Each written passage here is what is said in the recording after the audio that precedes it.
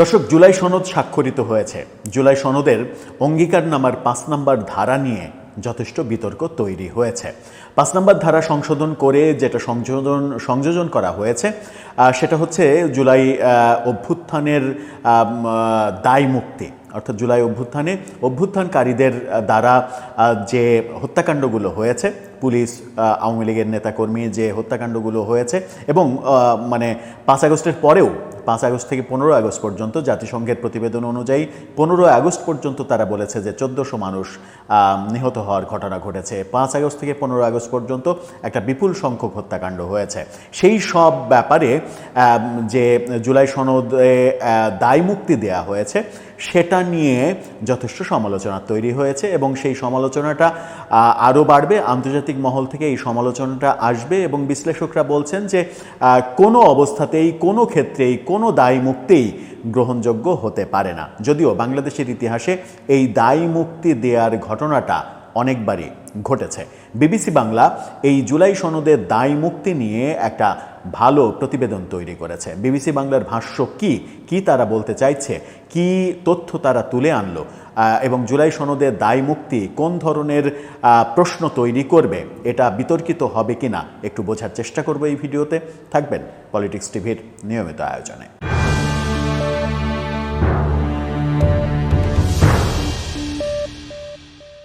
দর্শক, বলছিলাম জুলাই সনদে দায় মুক্তির কথা। জুলাই সনদে দায় মুক্তি দেয়া হয়েছে, এটা মোটামুটি আমরা জানি। অঙ্গীকারনামার ৫ নম্বর ধারায় সেখানে বলা হয়েছে যে এই ঘটনায়, হত্যাকাণ্ড সহ বিভিন্ন ঘটনায় দায় মুক্তি দেয়া হলো, আইনি দায় মুক্তি দেয়া হলো।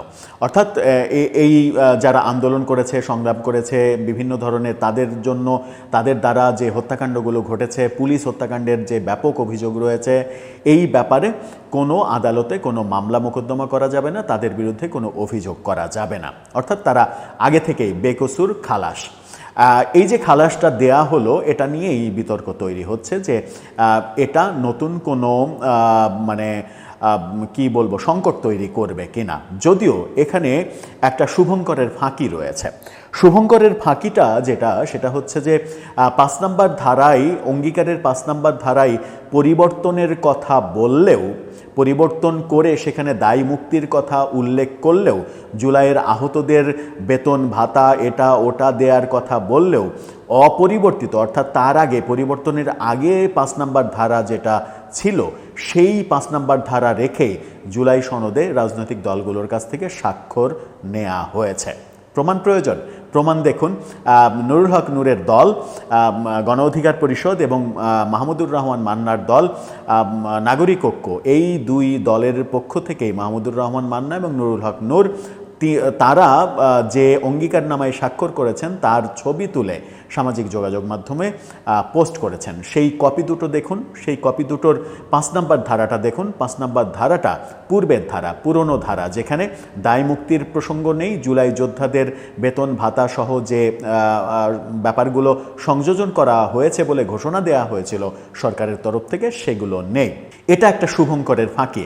এটা একটা দালিলিকভাবে একটা ব্যাপার প্রতিষ্ঠিত করার সুযোগ রয়েছে সরকারের। কই আমরা তো দায় মুক্তি দিইনি, কই আমরা তো এই যে লিখিত যেটাতে সই করেছে সবাই, এর লিখিত এটা আছে, সুতরাং আমরা মুখে কি বললাম সেটা তো যায় আসে না, সেটা বলার একটা স্কোপ তৈরি হয়েছে। আমি জানি না সরকারের পরবর্তী পদক্ষেপ এই ব্যাপারে কি হবে। জুলাই যোদ্ধারা এটাকে নিজেদের তাদের সঙ্গে গাদ্দারি হিসেবে উপস্থাপন করবেন কিনা সেটা হয়তো সময়ই বলে দেবে। কিন্তু আমি যদি ধরে নিই যে মুখের কথাটাই ঠিক আছে, মুখের কথাটাই আইন, যে দায় মুক্তি দেয়া হলো, এই সমস্ত কর্মকাণ্ড, হত্যাকাণ্ড সহ যা কিছু, এটা সালাউদ্দিন আহমেদের কথাই, সালাউদ্দিন আহমেদ বিএনপি নেতা, তার কথায় জনতার আদালতে বিচার হয়ে গেছে। সুতরাং সেই জনতাকে দায় মুক্তি দিতে হবে, দেয়া হয়েছে। তো দেওয়ার ফলে যেটা হয়েছে, সে যে সংকট তৈরি হয়েছে, সেই সংকটটা নিয়ে বিবিসি বাংলা বলছে, তাদের শিরোনামটা দেখুন। শিরোনামে তারা বলছে, জুলাই সনদে দায় মুক্তি কি নতুন বিতর্কের জন্ম দেবে? সেই প্রশ্ন রেখেই তারা বলছে যে জুলাই গণঅভ্যুত্থানের সময় এবং তারপরেও পরও আগস্ট মাসে সংঘটিত হত্যাকাণ্ড সহ কিছু অপরাধের বিচার হবে, আবার কোনোটির বিচার চাওয়া যাবে না, এরকম পরিস্থিতি তৈরির শঙ্কা দেখা দিয়েছে। বাংলাদেশের অন্তর্বর্তী সরকার যে জুলাই সনদ ঘোষণা করা হয়েছে, সেখানে জুলাই আগস্টে গণ অভ্যুত্থানকালে সংগঠিত হত্যাকাণ্ডের বিচার, অন্যদিকে আইনগত দায় মুক্তির বিষয়টি একই সাথে রাখা হয়েছে। অর্থাৎ এক পক্ষের বিচার হবে আর এক পক্ষকে দায় মুক্তি দেওয়া হবে, সেটাই বিতর্কের জন্ম দেবে, সেটাই বলা হচ্ছে। বিষয়টি নিয়ে এরই মধ্যে আলোচনা তৈরি হয়েছে। এটি ভবিষ্যতে দেশে নতুন সংকটের জন্ম দিতে পারে বলেও শঙ্কা প্রকাশ করছেন অনেকে। এর আগেও বাংলাদেশে হত্যাকাণ্ডের মতো ঘটনায় দায় মুক্তির যে ইতিহাস, সেই ইতিহাস পাওয়া যায়। সেই দায় মুক্তি যাদের দেয়া হয়েছিল তাদের বিচারের মুখোমুখি হওয়ার উদাহরণও রয়েছে। যেমন বঙ্গবন্ধু হত্যাকাণ্ডের পরে হত্যাকারীদের দায় মুক্তি দেওয়া হয়েছিল, পরবর্তীতে কিন্তু আওয়ামী লীগ সরকার এসে সেই ইন্ডেমনিটি বাতিল করে যারা হত্যা করেছিল তাদের ফাঁসির ব্যবস্থা করেছিল। সুতরাং এই দায় মুক্তি যে আজীবনের জন্য টিকবে সেটাও বলা যায় না। বিশ্লেষকরা কেউ কেউ বলছেন, কারো কোনো পদক্ষেপ অপরাধ হিসেবে প্রমাণিত হলে তার শাস্তি সবার জন্যই একই হওয়া উচিত। আবার কেউ বলছেন, বিচার চাওয়ার অধিকার থেকে কাউকে বঞ্চিত করা আইনসম্মত নয়। অর্থাৎ যে ঘটনাই ঘটুক না কেন, যদি কোনো হত্যাকাণ্ড সেটা অপরাধের পর্যায়ে পড়ে, তাহলে সে কেন দায় মুক্তি পাবে, তার কেন বিচার হবে না, সেটা বিবিসি বলার চেষ্টা করছে। জুলাই সনদে ঢালাওভাবে দায় মুক্তির সুযোগ রাখা ভবিষ্যতে সনদটিকে বিতর্কের মুখে ফেলে দিতে পারে, এমন কথাও বলা হচ্ছে। এখানে জুলাই সনদে স্বাক্ষরিত সনদে শহীদ পরিবার ও আহত বীর যোদ্ধাদের আইনগত দায় মুক্তি, মৌলিক অধিকার সুরক্ষা ও নিরাপত্তা নিশ্চিত করার অঙ্গীকার ব্যক্ত করা হলেও কারা কী ধরনের অপরাধ বা কর্মকাণ্ডের জন্য দায় মুক্তি পাবেন তা নিয়ে বিস্তারিত কিছু বলা হয়নি। জাতীয় ঐক্যমত্য কমিশনের এক সদস্য অবশ্য জানিয়েছেন, জুলাই সনদ একটি জাতীয় অঙ্গীকার, যার কিছু বিষয় বর্তমান সরকারই বাস্তবায়ন করবে, এরপর আগামী সংসদের মাধ্যমে এগুলো বাস্তবায়িত হবে। অনেক বড় রিপোর্ট।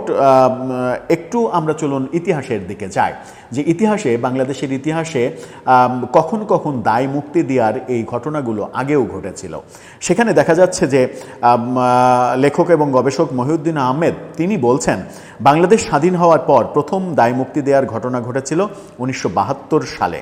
তখন 71-এর 25শে মার্চ থেকে 72-এর 30 জানুয়ারি পর্যন্ত সংগঠিত সব ঘটনার জন্য দায় মুক্তি দেওয়া হয়েছিল। যদিও বলা হচ্ছে যে মহান মুক্তিযুদ্ধের প্রেক্ষাপটে মুক্তিযোদ্ধাদের এই দায় মুক্তি দেওয়া নিয়ে পরবর্তীতে 54 বছরে কখনো কোনো প্রশ্ন ওঠেনি, সেটা প্রাসঙ্গিক ছিল, সেটা দেয়া ছাড়া কোনো উপায়ও ছিল না।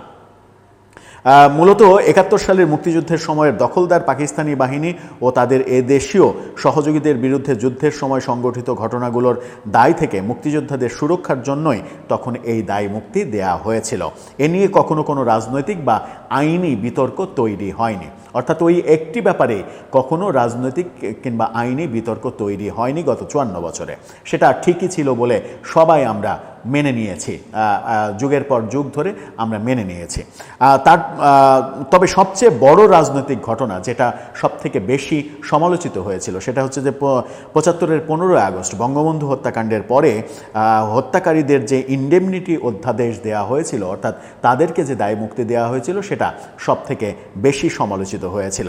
খন্দকার মোস্তাক সরকারের আমলে এই এক অধ্যাদেশে ওই অধ্যাদেশে পরে 1996 সালে বলছে যে খন্দকার মোস্তাকের আমলে দেয়া অধ্যাদেশ সেটা 1996 সালে এসে সেটা বাতিল করে দেয়া হয়, আওয়ামী লীগ সরকার এসে বাতিল করে দেয় এবং তারপরে 6 জনের বিচার ও শাস্তি কার্যকর করা হয়। এছাড়া 1974 সালেও একবার দায় মুক্তির ঘটনা ঘটেছিল, সেখানে রক্ষী বাহিনীকেও তাদের কর্মকাণ্ড থেকে দায় মুক্তি দেওয়া হয়েছিল।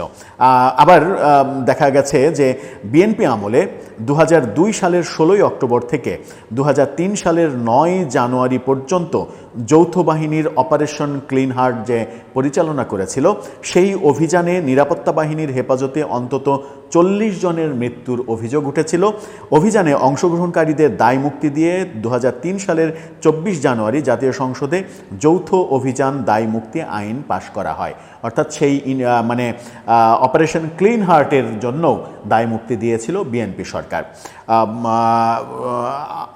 যুদ্ধের পরে মুক্তিযোদ্ধাদের দায় মুক্তির পরে আওয়ামী লীগ সরকারের আমলে অর্থাৎ ৭৪ সালে বঙ্গবন্ধুর সময় যে দায় মুক্তির ঘটনা আমরা দেখেছি, সেই দায় মুক্তি নিয়ে কথা ৭৪ সালে রক্ষী বাহিনীর দায় মুক্তি, সেটা নিয়ে সমালোচনা রয়েছে।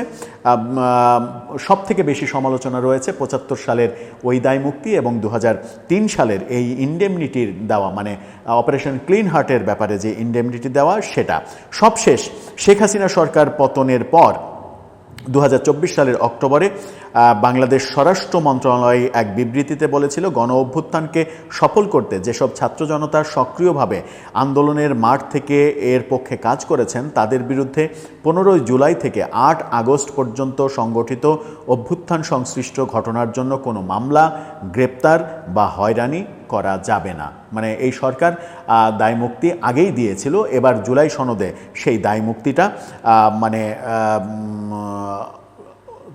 দেয়া হলো, নতুন করে দেয়া হলো।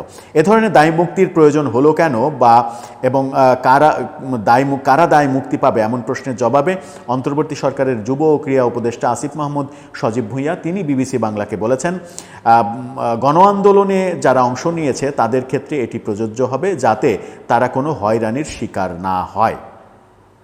এই যে ব্যাপার গুলো আসলো, এখানে বলা হচ্ছে যে বিতর্কের শঙ্কা তৈরি হচ্ছে। সেই বিতর্কের সংখ্যাটা কেন এটা নিয়ে সেটা বলছে বিশ্লেষকরা বলছেন, কোনো একটি ঘটনার ফৌজদারি অপরাধ হয়ে থাকলে, ঘটনা যদি ফৌজদারি অপরাধ হয়ে থাকে তাহলে বিচার বা শাস্তি এক একজনের এক এক রকম হওয়াটা আইনসম্মত নয়, যা ন্যায় বিচারের পরিপন্থী। বরং এভাবে দায় মুক্তির মাধ্যমে ঘটনার যে রাজনীতিকীকরণ করা হয় সেখান থেকে নতুন রাজনৈতিক বিতর্ক বা সংকটের জন্ম হয় বলে তারা মনে করেন।